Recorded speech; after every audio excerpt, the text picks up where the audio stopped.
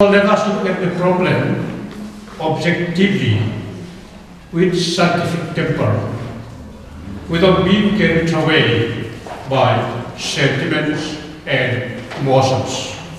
Since it is the mass who are going to be the most affected, ecologically, culturally, historically, and politically, they have every right to be emotional about the whole issue.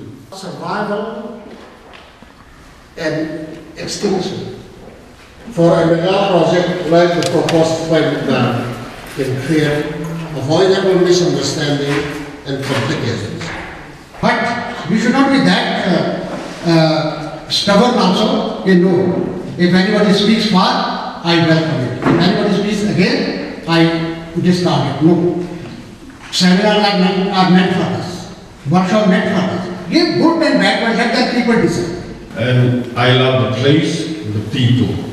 You know, Tipaimukh River and Tipaimukh River are the place where I used to move around and catch fish, crab, and all living in water. And I used to go to buy a small boat or sometimes raft. And when I think of all this to be submerged, I feel sometimes, pain. It is painful. When we talk about this Tipaimukh Dam, as I said, we have to take these three states, particularly Assam, Manipur, and Mizoram, into consideration, because the river has its course, and this feeds everyone, and particularly in these three states. Why the Mar people objected it? Because Mar people are very business-minded people. Bamboo flowing down to Assam. All Assam paper mills given by Mar. Bamboo flowing down from there. And so they said, if the dam is constructed here, how can we take down our bamboo? Leaving aside that there is cultivation. In this race of globalization, nature has been subjugated and exploited beyond comprehension.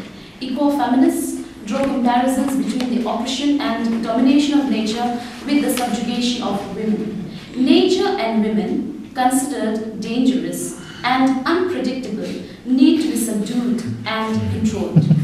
Annette Colletti maintains that metaphor of land as a virgin woman that is virgin land, stems out from male fantasy to dominate over nature to satisfy his needs. You don't have airport, you don't have good road. How do you think you will develop? I will tell the story of our, flyover in Imphal. So many people objected and it was delayed. And Nubi Ketel, it was delayed for 6 years. Because all those people who are not supposed to be in decision making, they are the people who want to be the decision maker.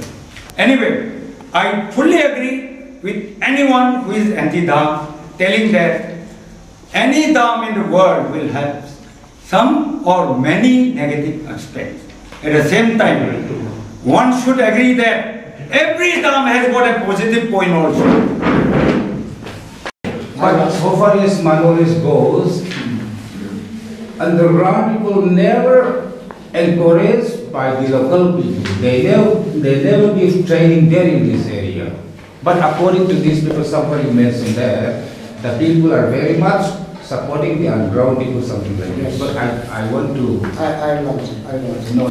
There is also a great hope that this dam will also serve as a new life that can transform the socio-economic life of the people. A tourist lodge at Herzog, a rest house at Bandung, a tea start at Senwon, or where it will generate income and pave the way for alternative livelihood means of the people who are depending on the very unproductive swimming conditions. Will the government ensure a safe constituency or MLA representative state assembly for our people? To conclude, as we all know, land holds a special place in almost all society of the world. It is land and its resources that are the source of livelihood of man. As men's societies become more complex and develops, the need for land also increases correspondingly for various other purposes.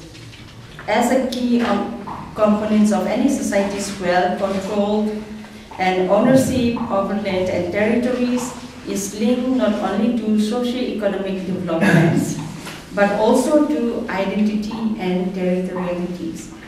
Remembers that all battles amounting to full-fledged wars have been fought for land and its resources. The less the number of people, more should be done to protect them. If they are endangered, we build up protection for example, tigers, elephants, especially.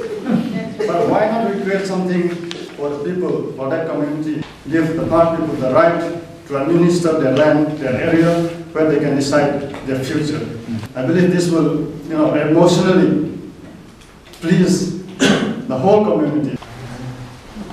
The future. I am not going to delve deep into what the future holds for Tipaimukh. I am more interested in what we do, or what can we do to save Tipaimukh from extinction. It is amply clear to my mind that unless we stop Tipaimukh from further sinking in its rock and do something to bail it out, no amount of self-quantification from public restaurants, during election campaigns, seminar halls and church pulpits will help. The rock within has to be cleansed and repaired from within and not from without. Outsiders can only lend helping hands. The degenerating factors responsible for this quagmire have to be identified and corrected. For this, it is necessary to re-examine closely where and how and why things went so wrong and whether corrective courses can be taken. If this salvation is not done, it is really immaterial whether the dam is constructed or not. Tipaimukh will ultimately self-destruct itself and sink down to oblivion in its own sludge. Everyone knows that Tipaimukh is one of the subdivision blocks in a failed state.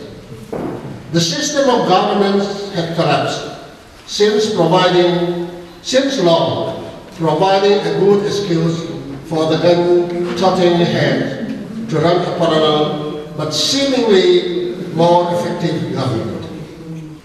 Will this then be a boon or a bad? Survival or extinction?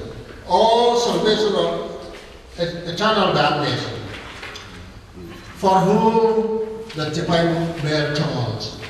Any further attempt to write corruption over them and deprive them of their birthright to live and survive will be a violation of their constitutional rights, and it will boomerang. This session called for a review from all angles. Thank you.